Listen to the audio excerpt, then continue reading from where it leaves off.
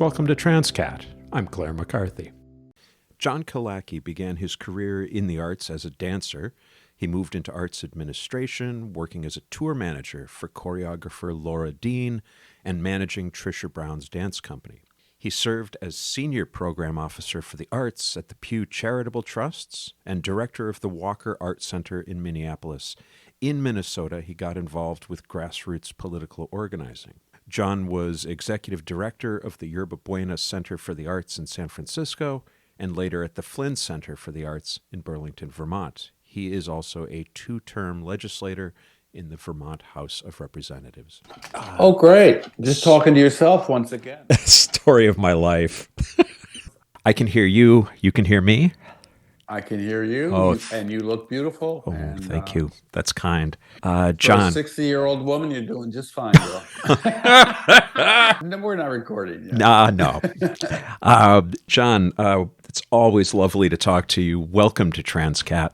Oh, Claire, I'm so excited to be here. You know, I've known you for some years now, but this latest chapter of your life, when you've taken on this podcast, it's kind of like you're realizing your destiny in all of this. It's so inspirational. Oh. So I'm just honored to be here with you today. Oh, thank you very, very much. How's Raindrop doing? My Shetland pony is great. It was about 10 degrees at the barn. So oh my God.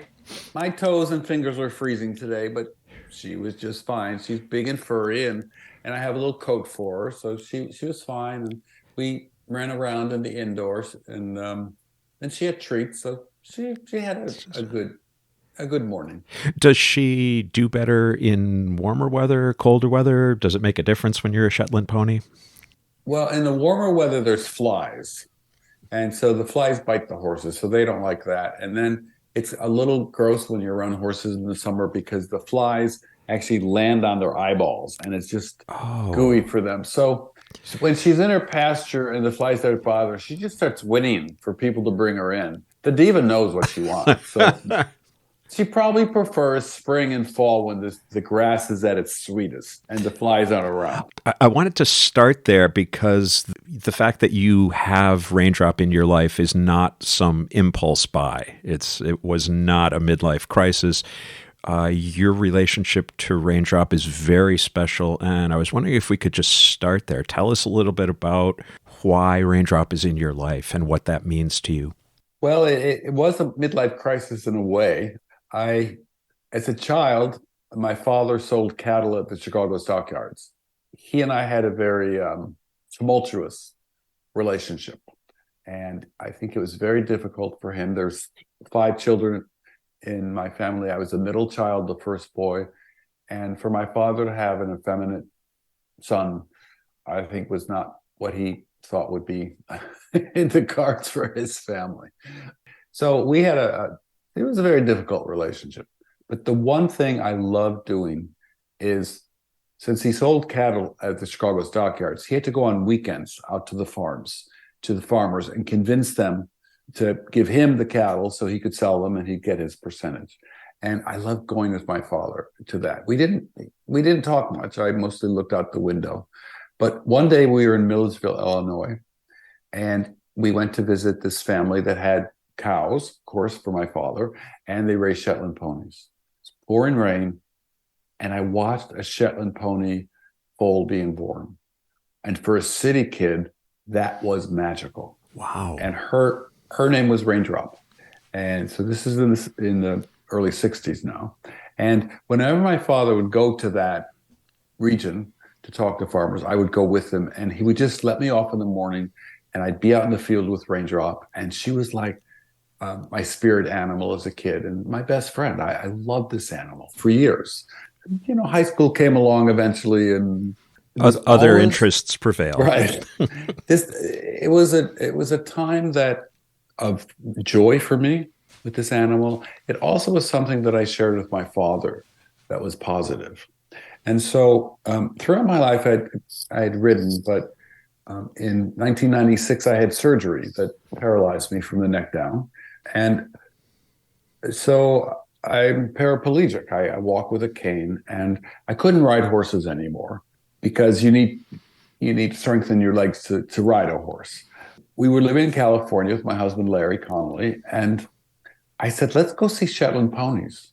And he said, what? Why? And I said, I don't know. I just feel called. So we Googled Shetland ponies, so Northern California, and we found this farm in Moss Landing, which was by Watsonville. And we called them and said, can we come down and visit your ponies? And so we did. And it was incredible. They were lovely little Shetlands, and I was so happy seeing them. And I just felt connected to my little 8-year-old self again. And they said, oh, by the way, next week we're at the Santa Cruz County Fair. If you want to come visit us, we're going to be showing the ponies.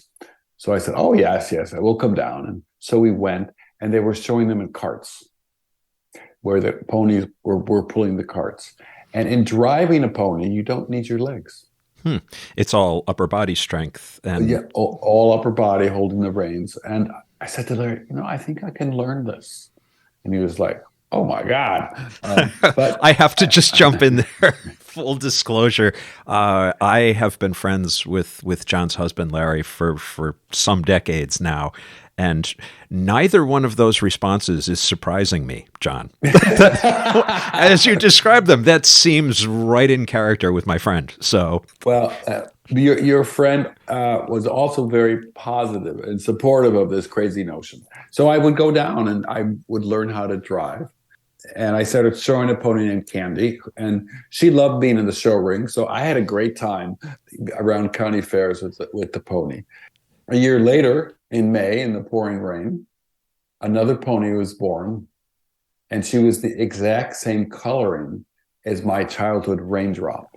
So they named this Raindrop, the new Raindrop, after my Raindrop. Oh. And so she became, again, I would go down there and just sit with this baby little pony, and oh my God, I was just in heaven. But I felt blessed because it felt like it was full circle. So anyway, we moved to Burlington, Vermont in 2010. And as a going away present, I'm given Raindrop, who's now a year old or so. And so we ship her out to Vermont, and I eventually learned how to drive her. And I, for about 10 years, drove her in a cart as well. And I've met Raindrop, of course, yes, which was lovely. Although that was also, I believe we were chipping away ice from the water to get to get her a drink. I wanted to start with Raindrop, and I know you've published this story in your book Because Art, so I don't think I'm prying too deeply. But the second piece in your book is an essay called Spinal Journey, and you just alluded to it, that you had a surgery that went horribly wrong. And for the things that I want to talk to you about with that, I think probably you should tell at least some of that story so people have a context. Can you do that, please? Larry and I were in bed, and he was reading, and I was falling asleep, and all of a sudden I had kind of this, I felt like it was electric shocks through my feet. And Larry woke me up and said, John, are you okay? And I said, yeah, I just had kind of like a spasm or something. And he said, well, I don't think so. We better go check with the doctor. So we called the doctor up, and the doctor said, I don't think it was a seizure, but what's probably best is to go get an MRI just to be safe. And so we did arrange to get MRIs. And I remember being there with Larry, and they had done the scans, and then we were waiting, and the technician came in and said, the doctor wants to see some more scans. And we said, well, is something wrong, or did he see something? And she said, well, I can't really say. So it was kind of terrifying to go back in the tube and get them. And they found that there was a tumor inside my spinal cord, way up at C2, so very high up. So they said, you can't biopsy something inside the spinal cord. So they said it could be slow growing, it could be malignant, fast growing. And if it is malignant, it'll probably get spiderly legs and sort of strangle the spine. But it's covering about 60% of the spine. So the best thing is probably to have surgery. We arranged surgery. I asked the doctor, I said, what's the prognosis here? And he said, oh, you'll be in the hospital, I don't know, 2 or 3 days, and you'll have a sore neck for a month, and you'll be fine. So surgery was scheduled. We go in. I think it was about 8 hours afterwards. The doctor comes out to see Larry, and Larry said, "Well," the doctor said, "Well, everything looks good. I've cleaned them up. They're going to clean them up, and you'll be able to see him in a bit." And so he was waiting for a couple of hours, and then he went up to the head nurse and said, the doctor said that it was going to just take a little while for me to be able to see John. Is everything okay? And she goes, "Oh my God, we didn't tell you." And they brought him back into the room, I don't know what you call the post-op room, but I was there, and the cage was still screwed to my head, and I was covered in blood and iodine, and I was kind of just screaming incoherently. And it was a horrifying thing for a husband to see. And it wound up that I was paralyzed from the neck down. I couldn't move anything. So when I became conscious, I was in the intensive care unit. It was pretty intense. I had been a marathon runner, and I had run 5 miles the day before, and 20 hours later, there I am, not moving anything. So it was 6 weeks in the rehab hospital, and I was slowly, after about 2 weeks, I realized I could move one finger. And that was such a watershed moment for me. So when Larry came, I said, "Okay, I have something to show you." And he goes, "Okay, where do I look?" Because he realized that nothing had been moving for a couple of weeks. And so I just slowly lifted my one finger. The part of me that loves both of you wants to ask which finger you raised at him, but that might be indelicate. Second finger on the right here was the one that I waved at my husband. Oh. Now, it was a really interesting time because this was 1995. So we couldn't be legally married. So in Larry's backpack, he would have our will, and he had his power of attorney with him, so that in case anyone questioned anything, it was clear that he could make decisions for me and for us. But the nurses loved him and all said they wanted a husband like him. But I did find, I don't know if it was homophobia, but I found certainly ignorance. I remember being picked up out of the bed and put in a wheelchair and wheeled down to see a psychologist. Just the second week I was there, so I was, still pretty mind blown by this whole thing. And she said, "Well, what's on your mind?" And I said, "Well, since you asked, I'm really interested to know about the return of sexual function in spinal cord injury." Right. And we are in a rehab hospital, Claire. There's a psychologist on the ward, on the floor, with spinal injuries, strokes, and brain injuries, okay? And so it's her job to counsel us. Her answer to me when I asked about the return of sexual function with spinal cord injuries, it said, "I really don't know. I'm not gay." I said, "I didn't ask you if you're gay. I don't really care. I'm talking about me. You asked about me." And she said, "I don't know." I said, "Okay, well, we're done." And she said, "Well, anger is a good thing." I said, "Oh, it's a very good thing. Please call the orderly. I'm reporting you." And I never went to see her again.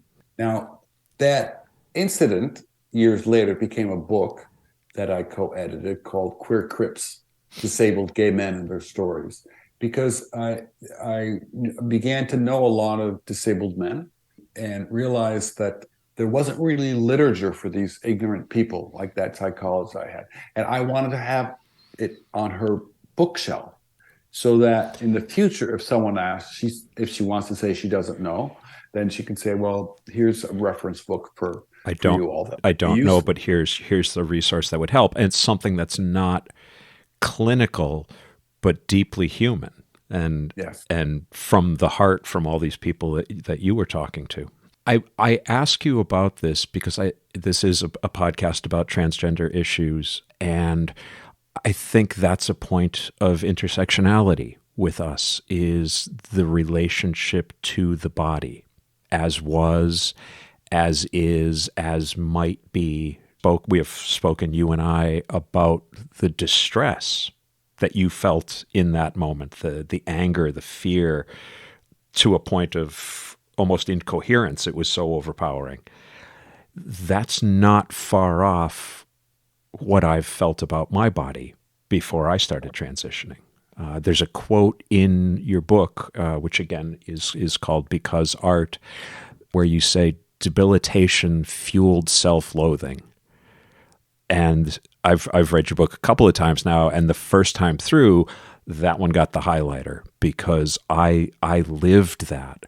And I wanted to ask you about your relationship to your body as a dancer and a marathon runner, as someone, I think the term you use at one point is hemiparesic now, Yeah. and your body as a 70-year-old man. Well, it's a beautiful question and very sensitive. Thank you. I'll give you the answer first, and then I'll give you the journey. What's interesting, this happened in 1995.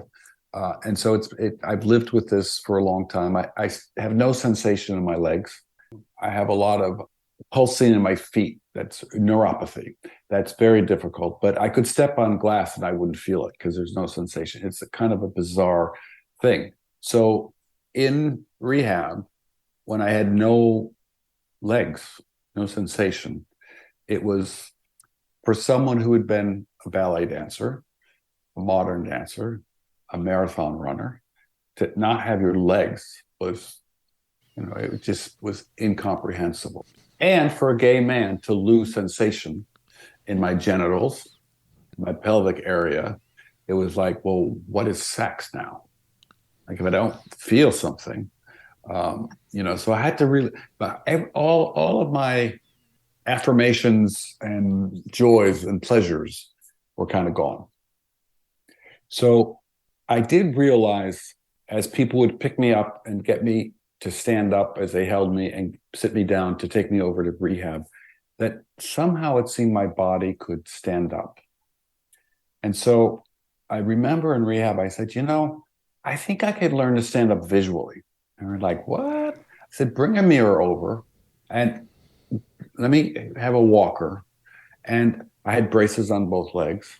And it took a number of days, but I actually learned, okay, as long as I could see myself in the mirror, I realized, okay, this now means to stand up.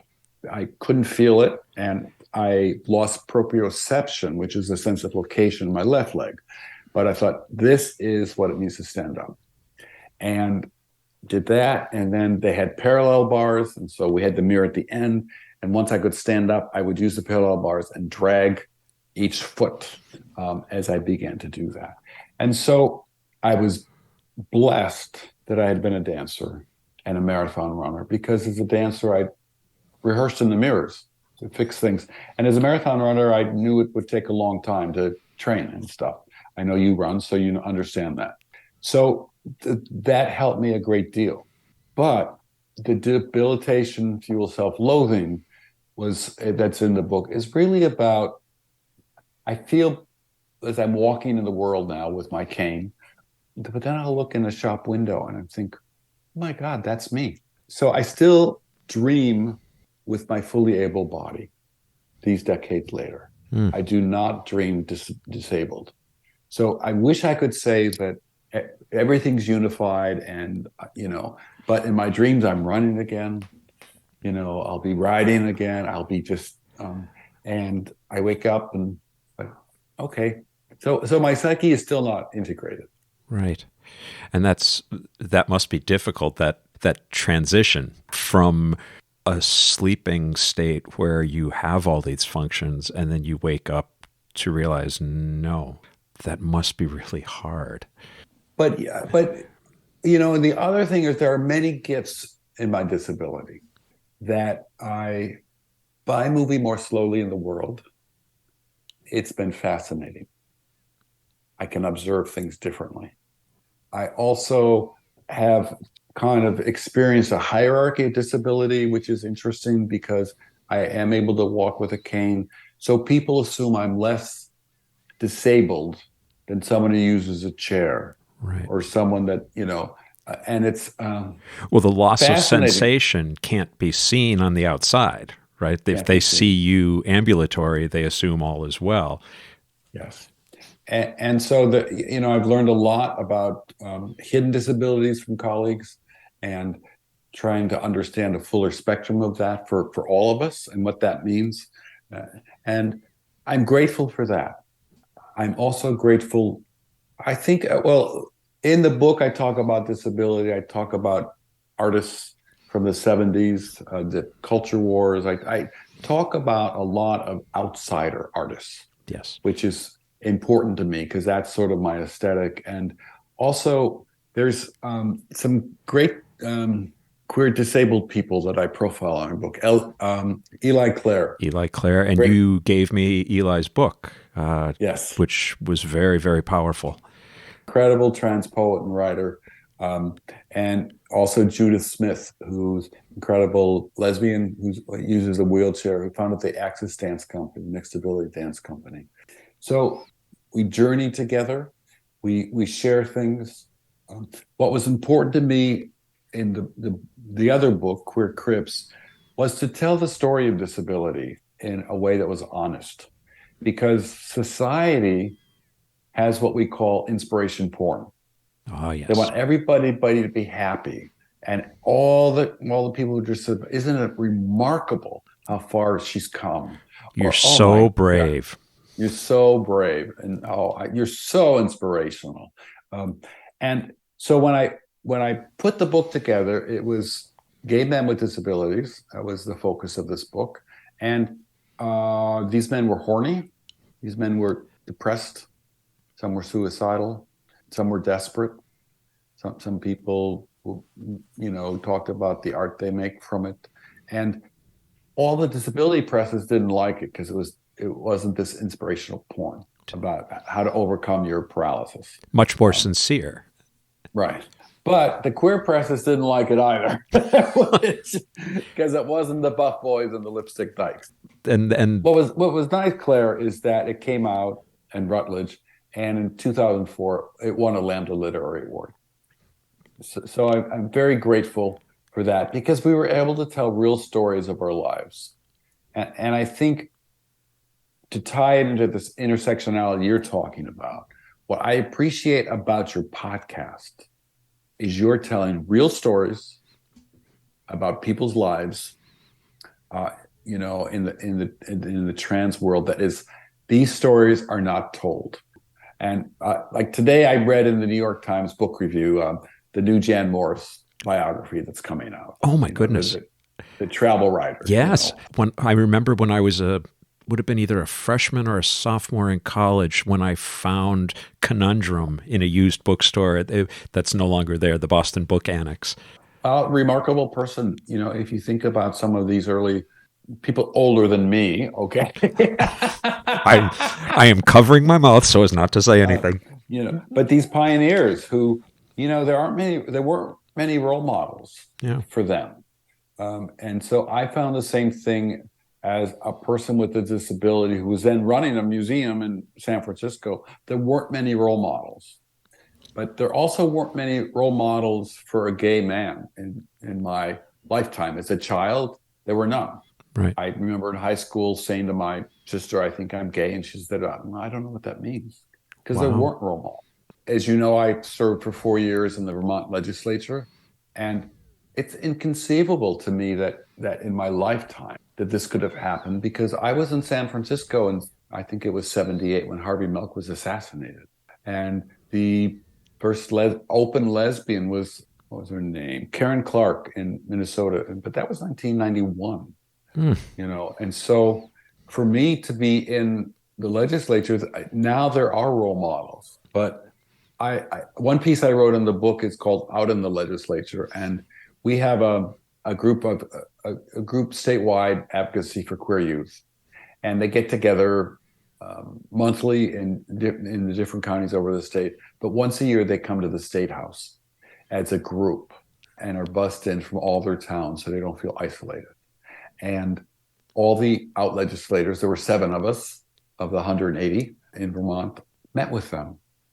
But there were 91 kids. And it was, LGBTQ and allies. And I was like, I couldn't believe it in my lifetime that we would go from Harvey Milk to 91 kids sitting there talking to us. Right. And With just nothing in representation in the public media, in fictional narratives, and except for coded language and grotesqueries. yes. And for those kids, and this is something that I talked about with Representative Taylor Small, about the power of seeing someone who is queer like you in a job that you can aspire to. That, yeah, you can have that full life. You don't have to hide. Let me ask you, as long as you bring that up, are you comfortable with being a queer elder? Well, I'm very honored about that. There's a wonderful archive out of LA called the Outwards Archive, and it interviews gay elders, and there's like 300 interviews. And when I was contacted, I thought, okay, I guess I'm an elder now. Clary, I guess I would answer it a little differently. I moved to New York in 1973. And so it was after Stonewall. But remember, in high school, I didn't know there were no gay figures. So I moved to New York, and I was in a play called Coming Out by Jonathan Ned Katz. And it was, I'm told, the first gay history play. I don't know. And it was very empowering to play all these gay characters like Walt Whitman and people like that, Merrill Miller and folks, of a history that I never knew. Right. And so we were in this play talking about this, and we were invited for the Gay History March that year in 1973. It wound up at Washington Square Park. And when I looked out, when they introduced us and say, come see the play Coming Out at the Night House Theater, I looked out and there were 10,000 of us. And I didn't feel alone anymore. Up till then, I was alone. And it was great. We got off the stage and Bette Midler came on and sang Friends. So it's like, okay, this is a good world to be in. Wow. Yeah. So I would say from that moment on, I was out. The next year I was offered a job in Winnipeg, Canada as a dancer, which I was glad to do. And I was on tour. But in the first interview, they talked about my background. I said, oh yeah, I spent the summer doing this gay history play. And I remember the head of the company said, well, you really shouldn't talk about being gay in the press. And I said, why? It's 1973. What are you talking about? And she said, well, it's a bad image. And I was like, okay, well, then don't send me to talk to the press. So I would say throughout, from that time on, it was important to me.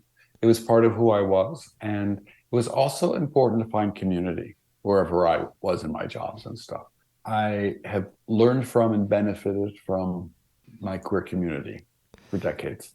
You mentioned you just finished up your second term in the Vermont State Legislature. And as I said, hang on a sec. The lady Bethesda has decided to join us for part of our interview. Hey, sweetie, you okay? Claire, I hope your listeners know you are a crazy cat woman. I am. I just want to say, okay. I would deny it if I could, but right now I've got a lap full of cat. Yeah. So 4 years as a state legislator, and that was the first time you had been in politics per se, right? You were in arts administration, which is, I guess I would consider politics adjacent. But give me a couple of takeaways from your time as a state rep.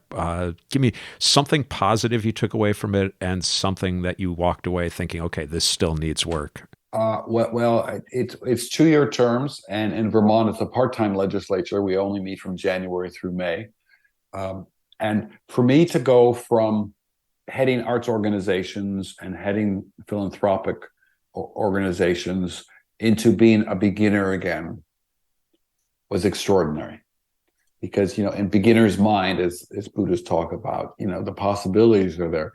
But I went from understanding how to run a $7 million budget and with 50 employees to being a low on the totem pole beginning legislator who was suddenly studying issues around homelessness, affordable housing, recovery from addictions, And it was extraordinary because as someone who was trying to do service, I was learning from people with lived experience. And that was such a gift in my life.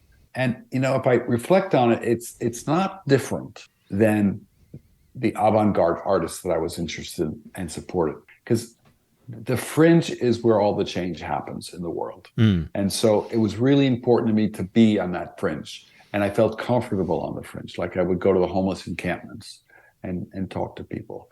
And there were many gifts that way. The legislatures are hierarchical. The chairs kind of control what goes forward, and then it goes from the House to the Senate and with amendments. And then if it passes both houses, it goes to the governor and it can get vetoed. So it takes a long time. And in Vermont, there's no term limit. So there were many people there a very long time. And we're not used to people new to the process thinking they knew something. And so it was very complicated for me, who had been a CEO for a number of years with organizations, to come in with no agency. And it was frustrating. Like the women's prison in Vermont is in my district. And so I went to visit, and it is hell on earth inside that prison. And there were a lot of abuses happening, that the women were being ignored. And so when I went to the head of the committee that deals with those issues, her response was, well, you can't always believe prisoners. And it just blew my mind. It was a sad statement from someone who perhaps had been there too long. There was a law firm brought into the prison who did a study, and what the women's complaints were all true. So sad that no reform about their lives happened in the 4 years I was there. So that was a disappointment. I tried very hard to expand recovery home network in Vermont because, the number of deaths from overdoses is mind-boggling and unnecessary. And recovery is really complex because relapse happens, as part of it. But if you're in a recovery home, it's an intentional community where everyone is there to get clean. And so if there's 6 folks living together, 6 women living together, and one starts using, it kind of imperils everyone else's sobriety. So it's a complex thing about how to protect everyone, and then how to protect the person who's in crisis as well. So I worked on a lot of that, but the advocates could never agree about how to move forward. So that was frustrating to me, that we weren't able to make as much progress there as I'd like to. A success was really in the pandemic, that we were able to house those without homes in hotels. And we're still able to do that. That's winding down now. But we learned a lot in that process, is that just because you give someone a room doesn't mean they're safe. If they've lived outside for 5 years, they need a lot more. Their support services. They need recovery coaches. They need some mental health issues. And it was kind of like, what is holistic care? And we kind of stepped up, I would say, in Vermont and looked at that. Now, I hope those lessons that we learned in the pandemic remain, and then we treat those who don't have homes. And it sounds like you were thrown into a number of different complex social issues. Did you find yourself scrambling to educate yourself on these? It was extraordinary, but scrambling, no, I adored it. I couldn't get enough. I mean, even though we only met January through May, it was a year-round job, full-time job for me too. And over the summers, I'd be meeting with advocates and meeting with people, and we'd be drafting bills. And so it was incredible. But I also thought that after 4 years, and I'm 70, I thought it was time to move aside and let others, like Taylor, who's extraordinary and much younger than I am, it was important. And in our legislator, because it's part-time, you only get paid like $20,000 a year. It skews very old for people who are retired from the professional careers. And so for younger people to come in, it's really a financial challenge to kind of have no health insurance, earn $20,000 a year as a legislator, and think it's a career. But I did feel I retired from my artistic job running the Flynn Center, in Burlington. And then I thought, what can my service be? And so my service really was in the legislature. And so now I'm back to, you know, I finished my book in the last year. I made my 17th film recently. And I do And want to come so, back and talk to you about that. okay. But yeah, so But you're walking away from the politics and back into arts as a creator, or would you look to get back into administration as well? as a creator, Mm-hmm. you know, from the 90s on, I mean, first I started as a dancer and an actor and performer. And so that was, and then in the 90s, when I was at the Walker Art Center, I went back to making work, and it was AIDS related work. I started writing works, and then I made 3 AIDS related videos. And it was great. At World AIDS Day recently, they were shown again, you know, 30 years later. It's really fantastic. But I bifurcated my identity as an artist and as an administrator, because I felt like if you're an artist and you have a day job, the art world's not going to take you as seriously. And if you're an administrator and you're an artist, the administrators aren't going to take you seriously. So one time I was at the Harvard Film Archives and they were showing my AIDS work, and someone said, "Do you ever get confused with that guy with the same name at the Walker Art Center?" Then I explained it, and then I thought, you know, that's just silly. You know, that's just completely silly. And so from then I sort of integrated things that I was an administrator who continued to make art, have written the book, because art is a compilation of 56 of my published pieces from 1993 to 2021. So it really was, throughout my career, I continued writing. A lot of it was personal narrative. It first was certainly about AIDS in the 90s, and then it became about disability. And in between, there's a lot of things about lessons in philanthropy and presenting, and a lot of conversations with artists as well, which is important to me. So I've had this hybrid life. I love films. I had I think a fun thing in 2006. I did an hour-long concert video with Janice Ian, who was one of my heroes, and it was so much fun. I called her. I said, "How about let's make a PBS video?" She said, "I don't have time, John." I said, "How about if I just organize it and you show up?" She said, "Fine, you just do that." So I said, "Okay, give me a date." We shot it in St. Louis, and it played for 9 years on PBS. It was a great project to do. Is that available now? Yes, it's called Janice Ian Live from Grand Center. And that actually speaks to my experience with your book. I read it the first time, and I think I said this to Larry. I was intimidated. I knew you in one context as my friend's husband, and we went out to dinner and had a lovely time. And so I only knew you in this one context, and I opened this book, and here are conversations with Tony Kushner and Janice Ian, and you danced with Trisha Brown, and your interview with one of my heroes, Alison Bechdel. I was genuinely intimidated by the breadth and the depth of your life in the arts. So the second time, in preparing for this conversation, I went back and I read it, and I treated it as a multimedia learning experience. Every time I came across a name that I'm like, okay, I know the name, but I don't really have the context, I would pause and go hit YouTube. So I've seen the Trisha Brown dance that you write about. So I had 2 very different readings, and I look forward to going back and reading it again. Well, one thing that was important to me in putting it together is I realized that I had written about a number of artists who had died from AIDS, and some were famous, Keith Haring, others were less known, like a Peter Hujar or something. And I felt it was important that it was part of my life, and also in telling their stories, I was telling my story because I knew all these people. And so it was a nice way to kind of do this. In 2020, my brother, my youngest brother, Bill, told me that our father had sent him a cassette tape. And I never knew this. And I said, "Bill, what was on the cassette tape?" And he said, well, Dad said, if this is for, in case any of the kids want to know anything about what I did in my life. And so, in 2020, the pandemic was there, and I just thought, what would my cassette tape be? And so I started putting, I've been very blessed. I've had, I don't know, maybe 300 pieces published.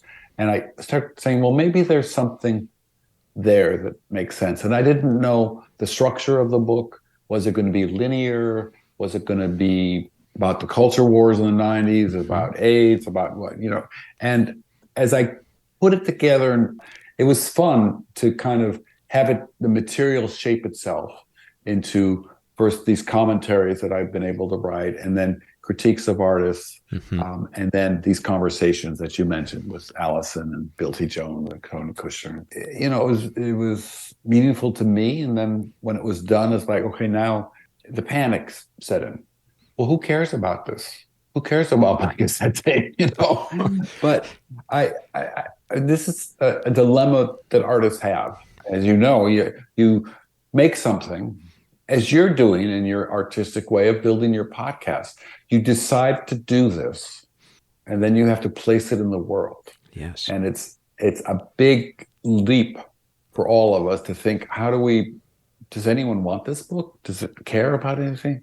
As you've done, you've made this incredible thing happen, and you've built it, and you've disseminated it, and you're growing your networks. And so I felt like that was the second part of what artists have to do. They have to make their work, and then they also have to place it in the world. It is growing a network, and it is educating me. The more people I talk to and the more I just listen to their stories, I learn so much. And this is something you and I have talked about in the past, is that because of AIDS, in many ways, we lost a generation of storytellers. And so it becomes even more incumbent on those of us who are here to get those stories out there. And I think that's something that your book does remarkably well, is because, as I said, now I go through and I'm like, oh, okay, I need to find this. I want to watch that. I have a list of books I now need to buy and read. Claire, the other thing that has been very gratifying for me is that I am asked to speak to a lot of colleges, and kids growing up now really don't understand pre-Stonewall, what it was like for queer people in this country. They also don't understand the AIDS pandemic, that it's like AIDS currently is a chronic disease that's managed, and they don't understand the early years of what happened in AIDS. So I think it's been useful for people to have our lived experience shared, and in the book there's a lot about that. And that's been important to me, to really make sure those histories are written down somewhere. I recently, the Franklin Furnace is an organization in New York that's having its 40th anniversary in 2024. And they asked if they could use my Culture Wars essay that's in the book, because they felt like people didn't really understand in the 90s what the right-wing media, the Rush Limbaughs, were doing in the world, and the kind of how that set up completely what we're living with now today. That that's when it was all built. And people, Donald Wildman at the American Family Association gave out my home address and phone number because I presented artists that he didn't care about, and telling his followers to pray for me. Of course, he was raising money over it, and then I get calls saying, "We got the abortion doctor, and you're next." One time I got a call from my mother, and she goes, "Oh my God, what did you do?" And I said, "What do you mean, Mom?" And I presented Ron Athey, who is a really interesting a body artist from Los Angeles, and he did some piercing on stage. And Rush Limbaugh presented a whole half-hour show on this, talking about how buckets of AIDS-tainted blood were intentionally thrown at the audience, from piercing on stage to buckets of AIDS. So I said to my mother, "Mom, who are you going to believe?" But it's on television. And so we saw that the lies, the kind of abusive attacks that really started in those cable stations, mainstreamed years later. I think the culture wars thing has been interesting because people, again, don't know about it. Everything you just described is exactly what we experienced here in Connecticut over Newtown, right? The right wing conspiracy theory folks made money off of this crackpot theory that it had been staged, and suddenly grieving parents are getting death threats. And your essay on that, it just helps light up a path of how we went from there to here. Contemporary artists in the 90s were angry. A lot of their friends were dead. Many of them were dying. We had David Warnanovich on our stage doing a performance piece. And beforehand, David was backstage shivering because of his fevers and stuff. And he had blankets. And I said, David, you don't have to go on. He said, that's why I'm here. Of course I'm going to go on. So he died a year later. People also wanted to make sure that the body was made sacred again, because the body was so demonized and fluids were so demonized, right? And the early misconceptions about AIDS. And so, it was quite a messy, wonderful time in the arts. And I was at the Walker Art Center and we were presenting contemporary artists. So that's what we were doing. But after the Ron Athey piece, when I got the death threat, we had police protection at some of the shows if they were volatile. And I remember an incredible man who also died of AIDS, and he's in my book, Reza Abdo. And he did a piece called The Law of Remains, which was the Jeffrey Dahmer story. And it was in an abandoned warehouse, and there were different tableaus, and the audience had no seats. They had to sit on the floor, they had to stand. And then the actors would run and they'd go to the next tableau to do something, and the audience had to follow them. And the actors would sometimes run through the audience. And so there I am with police protection. And they were like, how are we gonna do this? You're sitting down in the middle of a crowd, you're running with the crowd. He said, there's fake guns everywhere, there's blood everywhere. He said, this is almost impossible to protect you. You either need to stand in the back and we'll be glad to help you. So it was a surreal time. It was important to me to present these artists. Now we have the Jeffrey Dahmer story on Netflix, and we're learning more about it. But back then, artists weren't touching the kind of horror of what was really happening with this kind of crazy queer man. So it was part of what I thought was essential, and art doesn't have to be beautiful. It's okay to have our nightmares as part of it as well. I don't know how you feel about this, but the title of your book, Because Art, struck me as being, that would be a great writing prompt. If you were to just put ellipses at the end of that, because art, ... How would you finish that thought? Well, in my paralysis, I stood up and walked again, because art. If I hadn't met a dancer, I don't think I could walk with a cane today.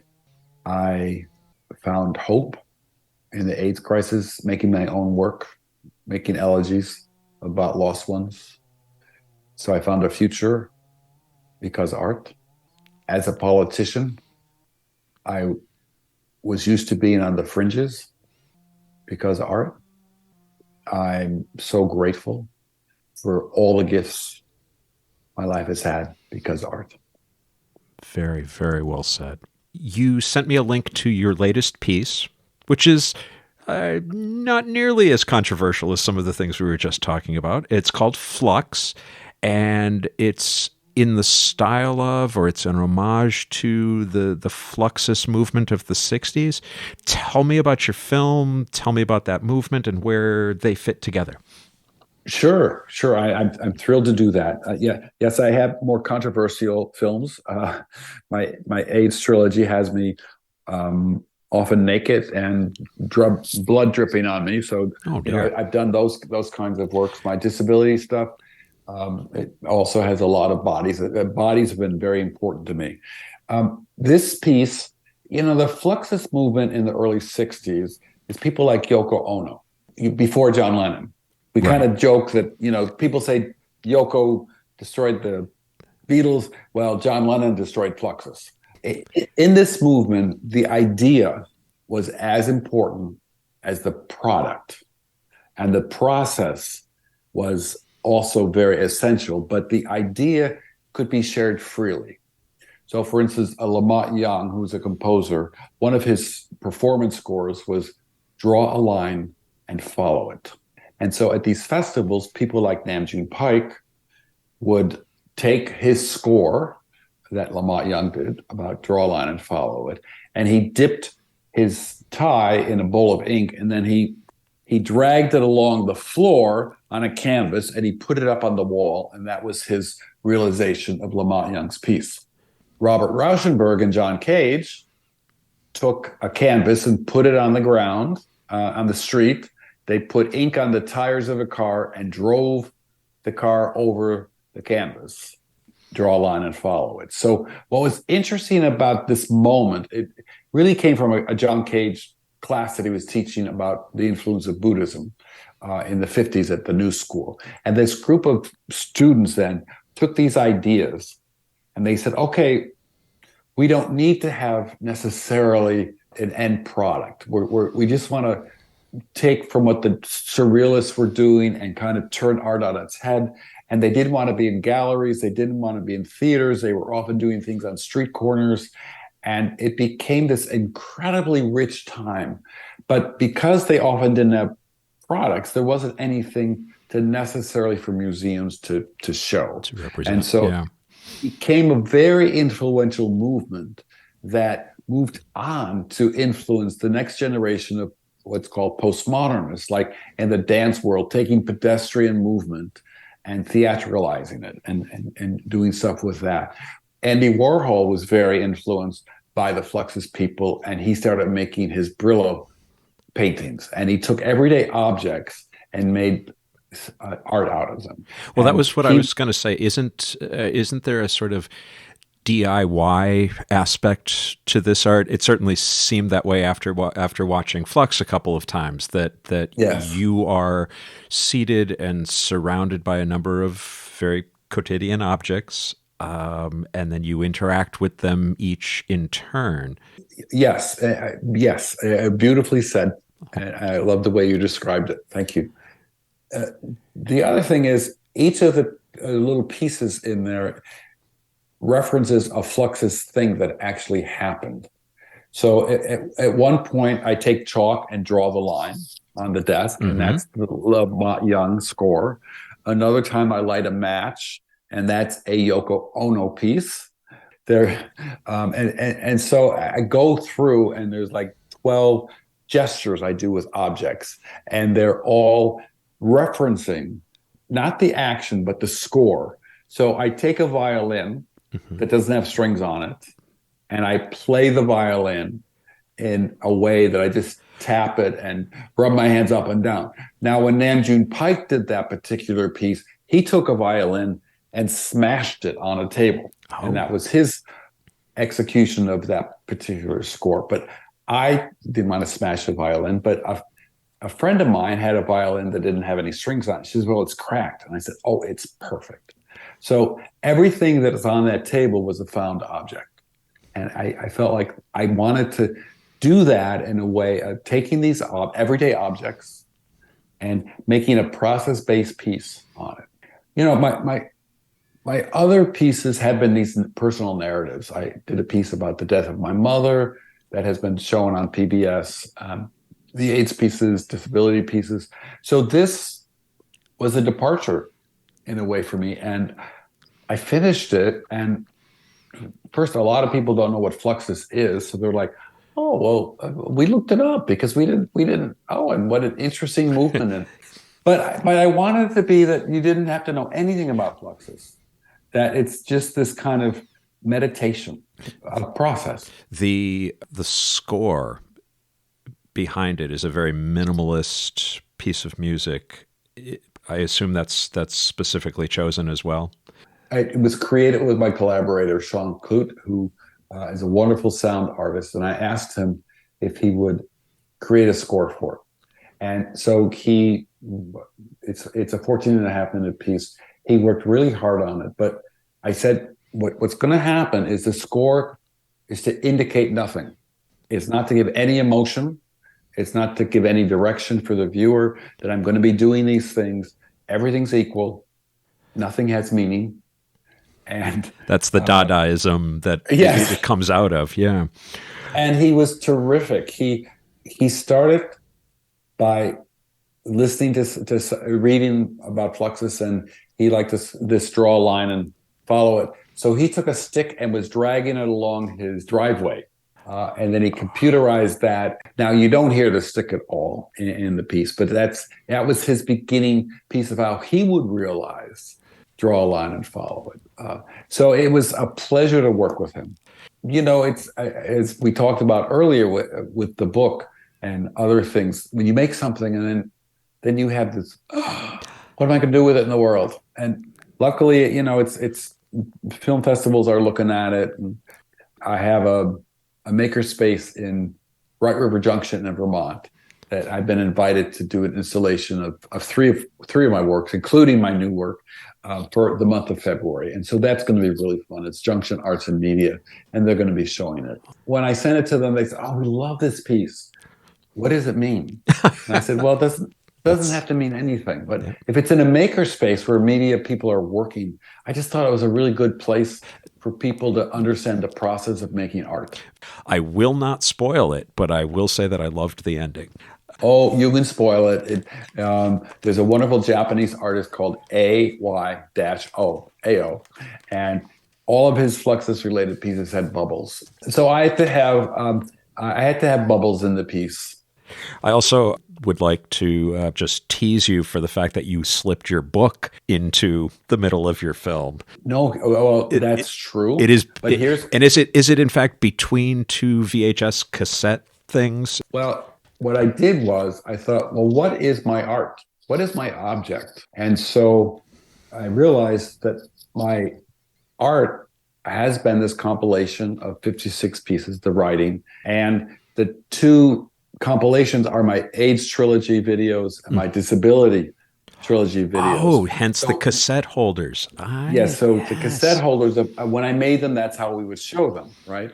And so what I did is I took those three objects and put them in, made a sculpture of them with plaster of Paris. So that was actually my process art. Now, what was nice is that you knew the book and you know the other things. So it has meaning to me, but it has very little meaning to anyone else. But it's like, well, okay, he's created a sculpture. And what is a sculpture? And at the end, what I do is I blow the bubbles and then they just appear and black out.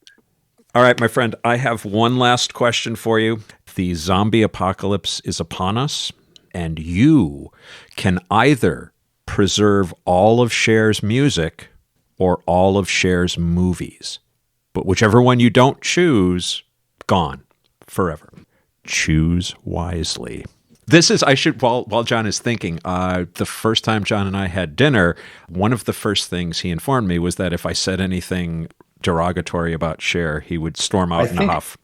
No, I think I said I would cut you. Oh, right. Yes. That's... I think I threatened bodily harm. Right. Yeah, it was a lot more specific. Yeah, you're right. And, you know, in my, when I retired from running the Flynn Center in 2018, the board invited a Cher drag queen to lead the proceedings. And there were 1,000 people at this thing.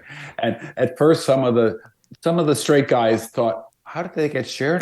Yeah. Honey, that's not Cher. Wow. Yes, I am a Cher queen. Total Cher queen. Okay. No, I Got You, Babe changed my life when I was a little boy. And, you know, Cher's been an icon since the 60s. So now I Got You, Babe was in Good Times, a terrible movie she and Sonny made. So maybe I could keep that. But that was a terrible movie. And then Chastity was her next movie that Sonny wrote. And she played a lesbian in it. I don't know if you ever saw that one. No. Pretty interesting road movie, but didn't go anywhere. I think I'd have to stay with the music. Okay. Why? That's like a Sophie's choice. Yeah. It's just not fair in a zombie apocalypse. Well, blame the zombies, John. I don't make the rules. Well, if the zombies ate my leg, I wouldn't feel it. So I'm going to hold on to both. Okay. Right. Because I don't have sensation, honey. So I'm better than that. Okay. I can have my Cher movies and my music. And if they chew on me, it's like, okay, whatever. I admire the fact that you make your own rules. I would have gone the film route. I wanted so much to look like Cher in Moonstruck, and also Witches of Eastwick. I don't think I would. I don't think I could give up either of those movies. So I remember going to a screening of Moonstruck, and Rex Reed was sitting in front of me, and he was talking so loud during it. I slapped him on the shoulder and said, "Would you please shut up?" And did he? He just looked at me like, "Who are you?" Because he was Rex Reed. He did shut up. John, thank you so much for this. It's always fun to talk to you. Give my love to Larry. I will. And, in my defense, when we first started talking with my husband, you two go back so far and you both talk so much. It was hard to get a word in edgewise. I couldn't speak. I don't know what you're talking about. We two were just going so fast and laughing and telling jokes and sharing memories of, decades. And I just was like, okay, I'm just the napkin on this table, and that's good. It's good. They love each other. But Claire, I love doing this. I love you. I am grateful for this podcast in the world. Thanks for, you're kind of scary because you love books and you love movies. So it's like, he's going to talk about my book and she's going to talk about the film. Like, oh, what if she hates the film? And it's like, well, then she does. Right? That's right. So anyway, I'm grateful for the time we spent together. This is Sadie McCarthy. I'm Claire's niece. Transqat is a production of Transqat Enterprises, LLC. Copyright 2022, all rights reserved. Join us on the web at transqat.com. That's TRANSQAT.com. There, you'll find links to Transqat, the blog, writing projects, speaking engagements, and more. You can also meet the team who thought spelling cat with a Q was a good idea. Follow Transqat on Instagram, Facebook, Twitter, and YouTube. Leave us a comment on whatever platform you use to stream this podcast. Just remember to be kind. She has enough self-esteem problems already. To reach Claire with a question or a suggestion for an upcoming episode, just use the contact page at the website or email her directly at crmtransqat@gmail.com. Thanks for listening.